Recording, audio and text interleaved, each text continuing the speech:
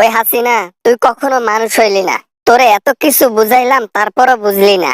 এর আগের বারও এরকম জেদ করে তোকে দেশ থেকে আনতে হয়েছে, না হলে কবরে তো ঘাস জ্বলাইতো।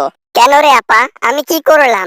আমি আবার কি অপরাধ করলাম? হ্যাঁ, তুই হুট করে আমাকে এভাবে কথা বলতেছিস? এই যে তুই আবারও বাংলাদেশে যাইতে চাচ্ছিস, আবারও নির্বাচন করতে চাচ্ছিস, আবারও রাজনীতিতে জড়াচ্ছিস। এবার যদি বাংলাদেশে যাস তাহলে তোকে কে রক্ষা করবে?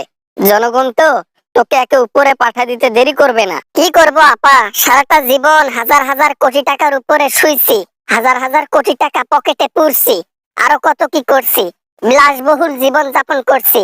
এখন এক রুমে জীবন যাপন করতে হচ্ছে।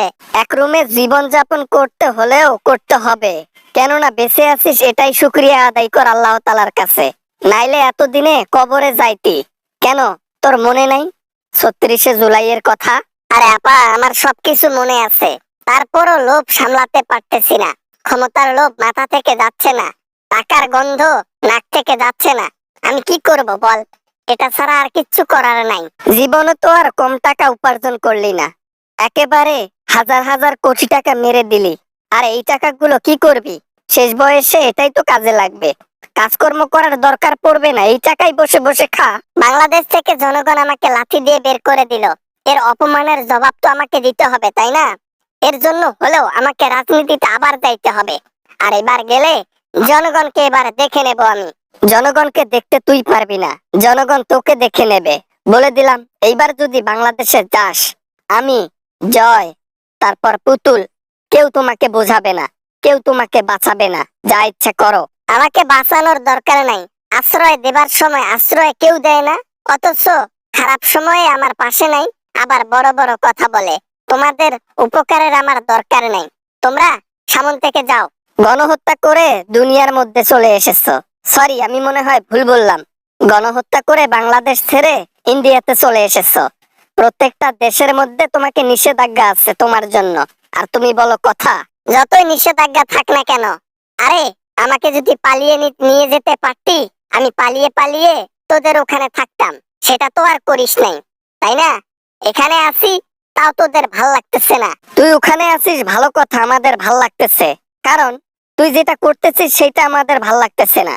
বাংলাদেশের মধ্যে আবার তুই ভিডিও পাঠাইলি, এবার তোর জনগণ কি করলো দেখলি তো নাকি? দেখলি না সবকিছু? জনগণ আমার কিচ্ছু রাখলো না, জনগণ আমার বাবার স্মৃতি রাখলো না, সবকিছু ধ্বংস করে দিল, ধুলোর সাথে মিশিয়ে দিল। ছবি পর্যন্ত এখন বাংলাদেশে বাটি চালান দিয়েও পাওয়া যাবে না। তাহলে ভেবে নি, বাংলাদেশে যেখানে আমাদের অস্তিত্ব নাই সেখানে আমাদের রাজনীতির কোনো দাম আছে? দাম থাকতে পারে? ওইখানে গেলে নিশ্চিত মারা পড়বি। এজন্য তোকে ভালোভাবে বোঝাচ্ছি, বাংলাদেশে যাস না, এটাই কথা। যাব যাব, আমি যাব। আমি বাংলাদেশের মানুষকে দেখে নেব। আমার সামনে থেকে তুই সরে যা, বাংলাদেশের মানুষকে দেখে নেব, প্রতিশোধ নেব আমি। যা, তুই পুটকি মারা দিনে যা, যা। এবার আর তোকে কেউ বাঁচাবে না। তোর কবরে যাইতে খুব একটা বেশি সময় লাগবে না। যা, মন যা ইচ্ছা তাই কর, যা। Good bye. হ্যালো বন্ধুরা, আশা করি ভিডিওটা অনেক ভালো লেগেছে অ্যান্ড অনেক এনজয় করেছেন। যদি ভিডিওটা ভালো লাগে তাহলে প্লিজ একটা লাইক করবেন আর কমেন্ট করতে ভুলবেন না। এরকম আমেজিং ভিডিও নিয়ে আবার আপনাদের সঙ্গে দেখা হবে ইনশাল্লাহ। তো ততক্ষণ পর্যন্ত সবাই অপেক্ষা করেন। সবাই ভালো থাকবেন, সুস্থ থাকবেন। খুদা হাফেজ।